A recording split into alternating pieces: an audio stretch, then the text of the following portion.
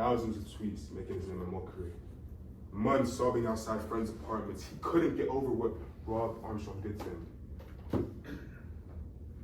But later, the defendant got cool. Saboteur season 10, an all-star season, his chance to get his revenge on Rob Armstrong for what happened in season 2. So he picked up that call and he said, yes, I'll come to season 10. Yes, I'll compete in season 10. Yes, I'll take my opportunity to get back at Rob. You'll hear today that the defendant was named a saboteur again. He wasn't sticking to the normal sabotage. No, he took it a step further. He put a toxic chemical, oxalic acid, for his final sabotage. Took this white powder, put it in Rob Armstrong's diving mask, and he sent Rob Armstrong swimming to his death.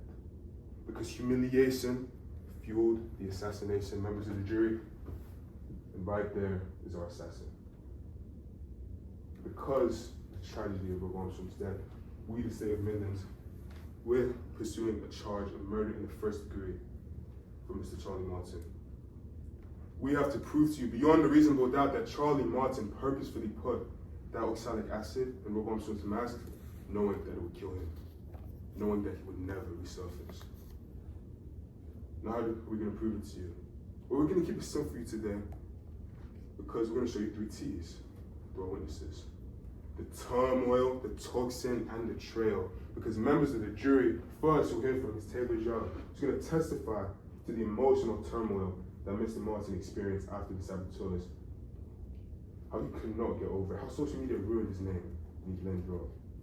Next, you're going to hear the expert testimony of Dr. Atlas Hartley, who's going to tell you of the toxin that killed Mr. Armstrong, oxalic acid.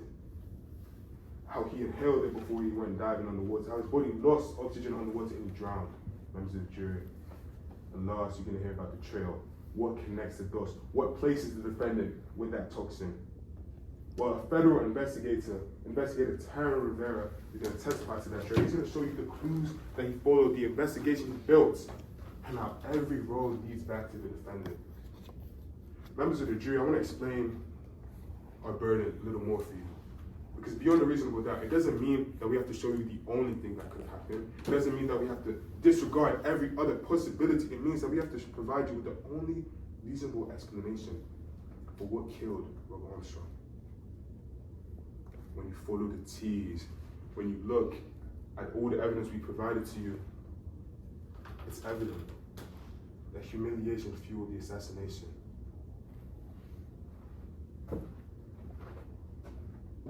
And we're looking at the assassin. So at the end of today's trial, my co-counsel, Mr. Mez Effino, will stand where I stand. And because of the tragedy that is Rob Armstrong's death, we're going to ask you to find the defendant guilty of murder in the first degree. Thank you. Thank you, Counselor. You may get set up if you'd like. Just give me 1 second before you proceed.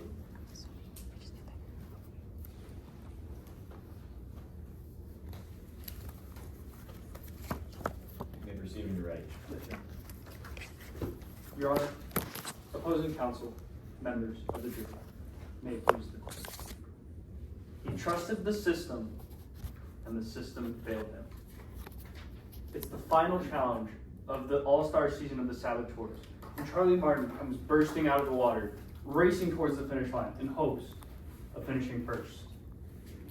After years of being bullied online, Charlie Martin has the chance to revive himself in the eyes of the public and in the eyes of his rival, Rob Armstrong. As Charlie finishes the race and wins, he turns.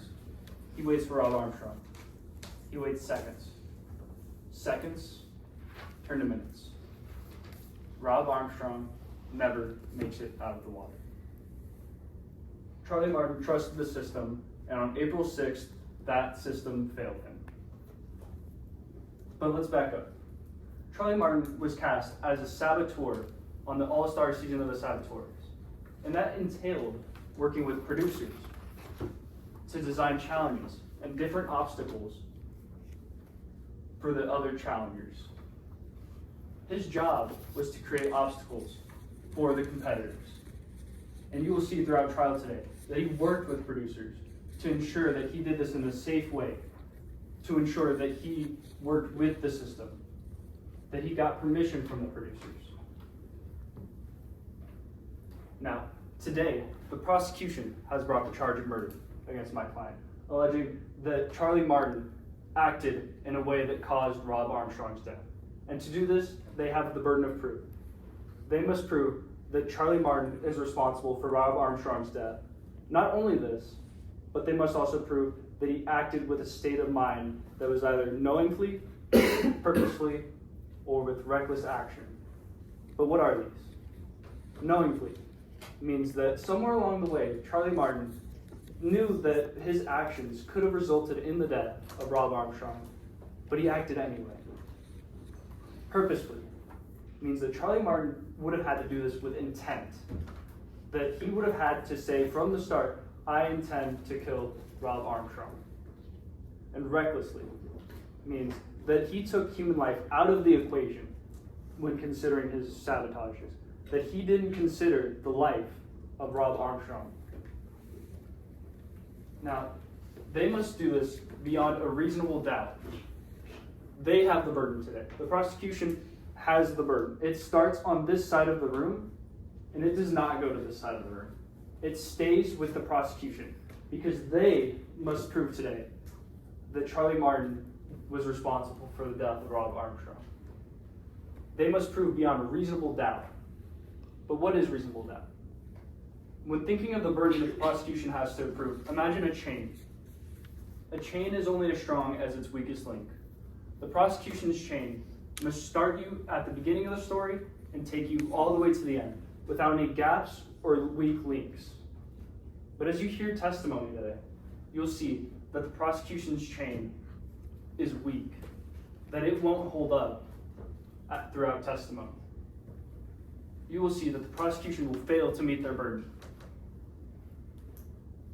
Now, remember today, throughout trial, as you hear testimony, that a tragedy has occurred. The loss of Rob Armstrong is a tragedy for the world. Ladies and gentlemen, tragedy is not always a crime.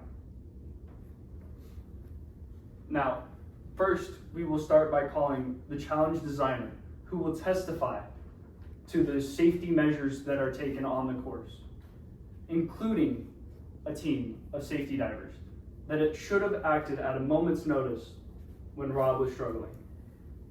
Next, we will call the doctor who reviewed the examination of Rob Armstrong's body. And he will testify that the science in this case isn't conclusive, that the prosecution's doctor overlooked some very important questions when it comes to the cause of death. He will testify that there are some still unanswered questions that the prosecution will not be able to answer. And finally, we will call the defendant, Charlie Martin himself. And he will testify to his relationship with Rob Armstrong, and how he wanted nothing more than for Rob Armstrong to see him succeed, than to see him on that podium alongside him, knowing that he got the better of him, knowing that Charlie Martin finally redeemed himself. And throughout testimony today, you will see that the prosecution will not meet their burden. And at the end of trial, and at the end of testimony, my co-counsel, Skunda Gopinath, will come before you again and ask you to find the defendant not guilty, because the prosecution will not have met their burden. Their chain will not link together. Thank you. Thank you, Mr. Zeller.